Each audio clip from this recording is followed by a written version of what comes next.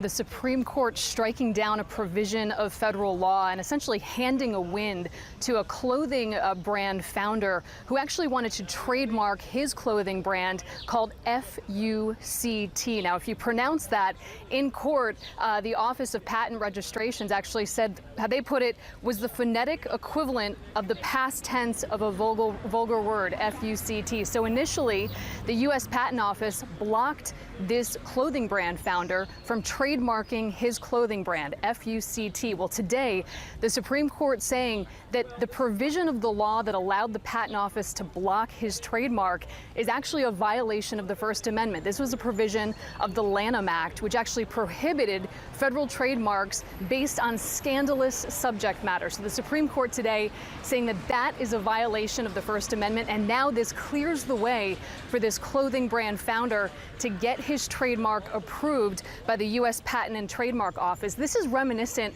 of just 2 years ago when the Supreme Court did something similar. There was also a provision of the Lanham Act which prohibited what they called disparaging trademarks. And you'll remember 2 years ago, it was actually an Asian rock band who wanted to trademark the name of their group, which was called the Slants. Well, the Trademark Office considered that to be inappropriate, disparaging language, and they blocked that. But the Supreme Court in that instance as well said that the First Amendment really bars this sort of prohibited trademark. So now, for the second time, the Supreme Court saying that the First Amendment bars this provision of the Lanham Act, and it really does clear the way for this clothing brand founder to now trademark his clothing brand called FUCT, which again, the Trademark Office said was essentially a vulgar word.